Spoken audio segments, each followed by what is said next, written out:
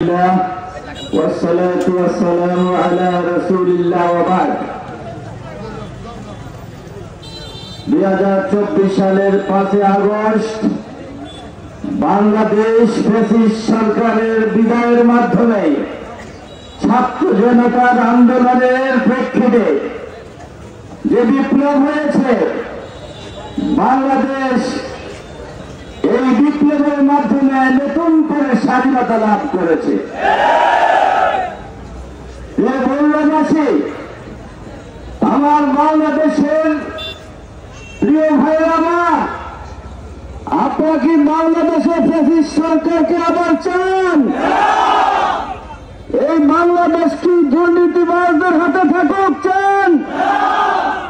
এই বাংলাদেশ কি চাঁদাবাজ, দুর্নীতিবাজ, সন্ত্রাসীদের হাতে থাকতে চান? তাহলে রাস্তা একটি, সেই রাস্তা হচ্ছে নবী মুহাম্মদুর রাসূলুল্লাহ সাল্লাল্লাহু আলাইহি ওয়াসাল্লামের দেখানো পথ। এছাড়া আর কোন পথ নেই। মানবতার মুক্তির একমাত্র পথ নবী মুহাম্মদুর রাসূলুল্লাহর পথ।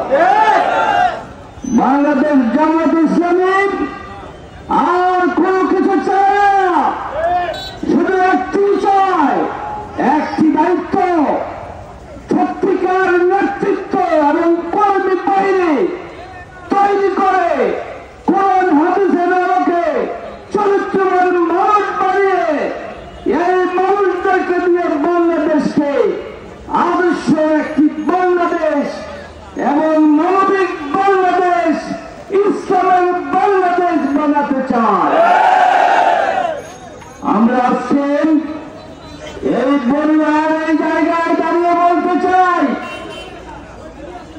জুলাই বিপ্লবের যে চেতনা ছিল, সেই চেতনা আমাদেরকে ধারণ করে চলতে হবে। জুলাই বিপ্লবের চেতনা কি?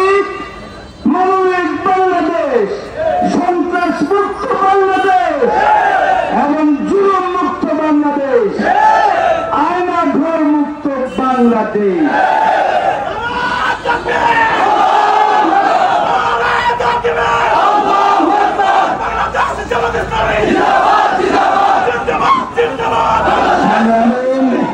সংগ্রামী বগুড়াবাসী, আপনারা প্রত্যেকেই জানেন আমরা এদেশে ফেসে আসি নাই, আমরা কচুরি ফেলে নাই যে বেঁচে এসেছে, আমরা খড়কুটা নয় যে উড়ে এসেছি। আমরা বাংলার মানুষের সন্তান, বাংলা আমাদের একমাত্র স্থান।